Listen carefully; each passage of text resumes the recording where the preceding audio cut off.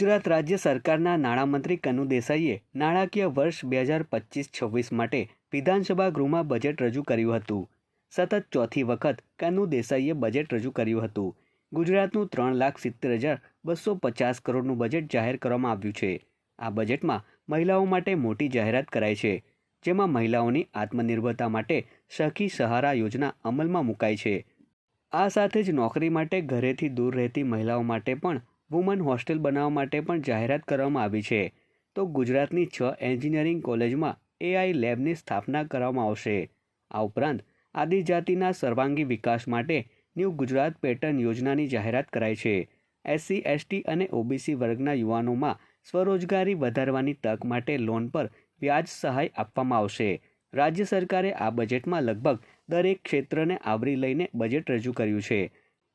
આરોગ્ય, શિક્ષણ, કૃષિ, ઉદ્યોગ સહિતના ક્ષેત્રો માટે બજેટમાં જોગવાઈ કરવામાં આવી છે. નાના અને મધ્યમ વર્ગના વેપારી વર્ગ જે નાનો વગેરે બિઝનેસ કરે છે એમના સહાયતા રૂપે. એવી રીતે જોતાં આપણે જોઈએ તો એની અંદર પછી ખેડૂતને અમુક એક પ્રોબ્લેમ છે કે રાતના એને વીજળી મળે અને એના બહુ અસુવિધા થાય, જંગલી જાનવરોનો ભય થાય વગેરે, એટલે એને દિવસમાં વીજળી મળી રહે એ હેતુથી એક સૂર્યોદય વિકાસ યોજના કરીને યોજના અમલમાં મૂકવામાં આવે છે, ખાસો એવો ખર્ચો કરીને, જેથી કરીને આ લોકોને દિવસમાં વીજળી મળી રહે. એ રીતે નાના અને મોટા બધા મુશ્કેલીઓનો આ લોકો અધ્યયન કરીને બજેટને એવી રીતના બનાવ્યું છે કે બધાને એના લાભો મળી રહે. સર્વાંગીણ વિકાસનું બજેટ કહી શકાય, સારું બજેટ કહી શકાય. ગુજરાત શહેરી વિકાસ વર્ષની ઉજવણી અંતર્ગત 30,325 કરોડની જોગવાઈ બજેટમાં કરવામાં આવી છે. શહેરી વિકાસ વિભાગના બજેટમાં 40%નો માતબર વધારો કરાયો છે. ગુજરાતની 69 નગરપાલિકાઓને અપગ્રેડ કરવામાં આવશે. 1 કરોડની રકમ માટે ઉપર 0.25% લેખે મહત્તમ 25,000ની સ્ટેમ્પ ડ્યુટી ભરપાઈ કરવાની રહેશે. 1 કરોડની રકમ માટે ઉપર 0.25% લેખે મહત્તમ 25,000ની સ્ટેમ્પ ડ્યુટી ભરપાઈ કરવાની થાય છે. તેમાં ઘટાડો કરીને હવે 5,000 રૂપિયા સ્ટેમ્પ ડ્યુટી ભરવાની જાહેરાત કરવામાં આવી છે. ઇલેક્ટ્રિક વાહનો ઉપર હાલ 6% સુધી ઉચ્ચક વાહનવેરો અમલમાં છે. તે સંપૂર્ણપણે ઇલેક્ટ્રિક બેટરીથી ચાલતા વાહનો પર 1 વર્ષ માટે 5% રિપીટ આપવામાં અસરકારક 1% લેખેનો વેરો રાખવાનો નિર્ણય લેવામાં આવ્યો છે.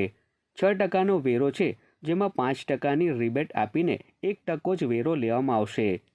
જ્યારે આ બજેટમાં કૃષિ ક્ષેત્ર માટે પણ પ્રોત્સાહનરૂપ જોગવાઈ કરવામાં આવી છે, જેમાં કિસાન સૂર્યોદય યોજના માટે 175 કરોડની જોગવાઈ કરવામાં આવી છે.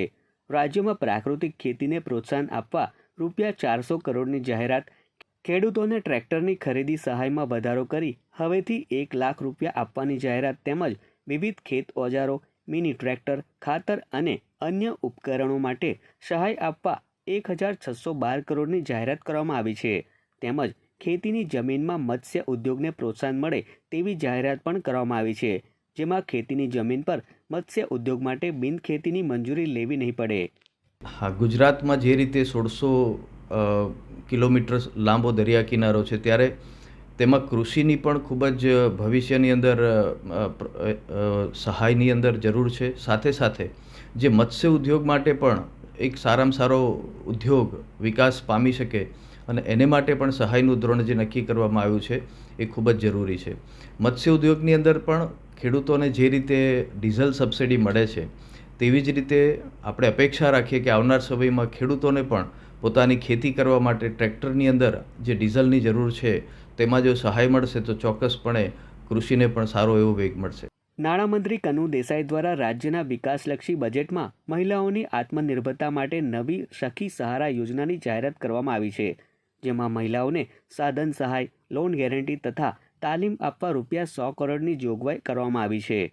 જ્યારે જે બહેનોને નોકરી માટે પોતાના ઘરથી દૂર રહેવાની જરૂર પડે તે માટે અમદાવાદ, સુરત, વડોદરા, રાજકોટ અને ગાંધીનગરમાં સુવિધાજનક વર્કિંગ વુમન હોસ્ટેલ બનાવવાનું પણ આયોજન બજેટમાં કરવામાં આવ્યું છે. નાણામંત્રી કનુ દેસાઈએ શિક્ષણ ક્ષેત્ર માટે પણ મહત્વની જાહેરાતો કરી છે, જેમાં આંગણવાડી યોજના માટે ₹274 કરોડની જાહેરાત કરવામાં આવી છે. આંગણવાડીમાં ભૌતિક સુવિધા ઊભી કરાશે.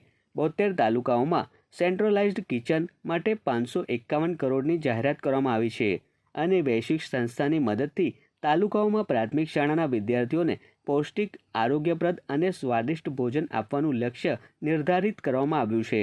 આદિજાતિના સર્વાંગી વિકાસ માટે ન્યૂ ગુજરાત પેટર્ન યોજના માટે 1100 કરોડની જાહેરાત કરવામાં આવી છે. આદિવાસી વિસ્તારોમાં શિક્ષણ, રોજગાર અને માળખાકીય સુવિધાઓના નિર્માણને વધુ વેગ આપવાનો હેતુ નક્કી કરવામાં આવ્યો છે. રાજ્યની 6 એન્જિનિયરિંગ કોલેજમાં AI લેબની સ્થાપના પણ કરવામાં આવશે. વિદ્યાર્થીઓને શિષ્યવૃત્તિ આપવા 4827 કરોડની ફાળવણી કરવામાં આવી છે. 81 લાખથી વધુ વિદ્યાર્થીઓને તેનો લાભ મળશે. આ સાથે જ રાજ્યના ડોલવણ, ખેરગામ, નેત્રંગ, સંજેલીમાં 4 નવી એકલવ્ય મોડલ રેસિડેન્શિયલ સ્કૂલ શરૂ કરવા માટે પણ જાહેરાત કરવામાં આવી છે. ભરૂચ જિલ્લા માટે પણ એક આનંદની લાગણી છે. ભરૂચ જિલ્લાને વિશેષ ધ્યાન આપીને પ્રવાસન ક્ષેત્રે, ઔદ્યોગિક ક્ષેત્રે પણ ધ્યાન આપવામાં આવ્યું છે. સાથે સાથે નેત્રંગ તાલુકાની અંદર એકલવ્ય સ્કૂલ બનાવવાનું પણ જાહેર કરવામાં આવ્યું છે. તેથી આદિવાસી પછાત વર્ગના વિદ્યાર્થીઓને સારામાં સારું શિક્ષણ અને ઉચ્ચ ગુણવત્તાવાળું શિક્ષણ મળી રહે. આ બજેટને જોતા ખરેખર ખુશી અને લાગણી થઈ રહી છે કે શિક્ષણ વિભાગને આટલું ધ્યાન આપવામાં આવ્યું છે. તેમાં સાથે સાથે ભરૂચ જિલ્લાને પણ આવરી લેવામાં આવ્યો છે.